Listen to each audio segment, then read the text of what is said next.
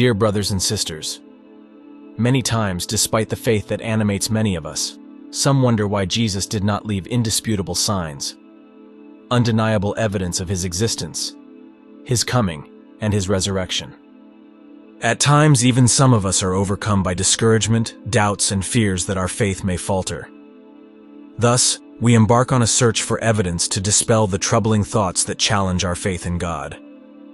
We often say that true faith does not require any proof or phenomenon, but rather it is an intimate connection with God that we feel within ourselves beyond tangible evidence.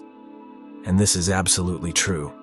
However, it is also true that we cannot ignore certain signs, especially what Jesus has left for all of us.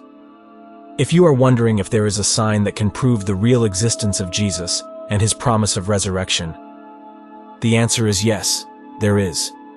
Jesus knows the human soul very well, and for this reason, he left signs that can bring any person, even the most skeptical, closer to faith.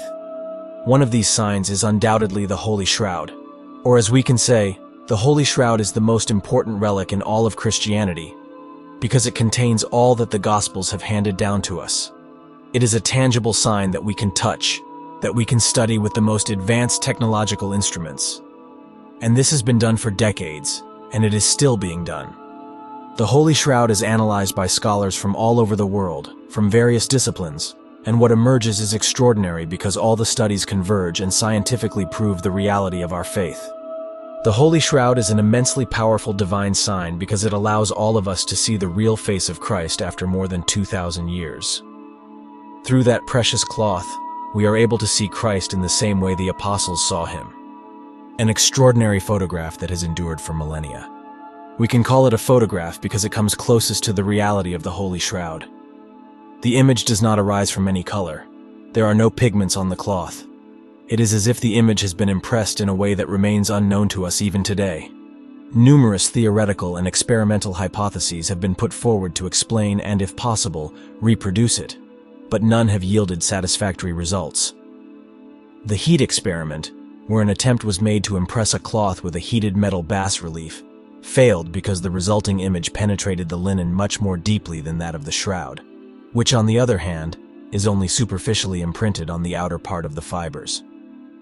The use of dyes, both wet and dry, was discarded as it was ascertained that there are no pigments or traces of brush strokes, not even microscopic ones, between the linen fibers. The image was not created by human hands. Recent experiments with lasers have been very intriguing. Ultraviolet light pulses have altered the structure of small samples of linen, producing a coloration seemingly similar to that of the shroud. However, the differences from the original are still enormous. The coloration remains too deep and uniform, whereas in the shroud, it appears as if someone, with microscopic vision, meticulously chose which fibrils to color and which to leave uncolored, achieving the chiaroscuro effect by varying the percentage of colored and white areas. Furthermore, it would require an incredibly powerful laser to produce an image as large as that of the Turin shroud. Additionally, the linen behind the bloodstains on the shroud is not colored, as if the forger first deposited the blood and then precisely colored the linen around each stain, instead of creating the image and staining it afterward, which would be logical for an artificial object. We should also consider the anatomical precision, the difficulty of creating an image that becomes practically invisible at a distance of less than 1.5 meters, the three-dimensionality, and other subtleties. It is evident that the difficulty we face in finding an explanation for the shroud today makes it really hard to believe that it could have been produced by a medieval forger, as some skeptics are inclined to think. The carbon-14 dating of the shroud to the medieval period has already been refuted by many scholars. So at this point, we find ourselves facing the miracle of the shroud. This tangible miracle that we can study, analyze, and that despite everything, confirms every aspect of our faith. The existence of Christ, the tortures endured, the death, and the resurrection. The shroud contains a sort of gospel that speaks to us about Christ, his life, and restores his physical appearance, clearly telling us not to fear death because our Lord has risen, imprinting the traces of his resurrection on that cloth. Therefore, dear brothers and sisters, I invite you to reflect on this wonderful gift that Jesus has left for all of us. He left this marvelous sign, allowing his image to traverse history so that each one of us could see it, touch it, and contemplate it. We can contemplate it through prayer, but also through science. The shroud unites the rational and irrational, speaking to both the heart and the mind.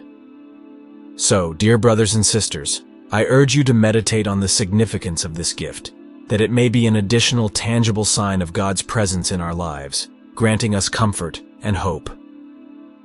Let us know your thoughts in the comments, and don't forget to subscribe to the channel to not miss new videos and become part of the community of faith and prayer. May the Lord bless you.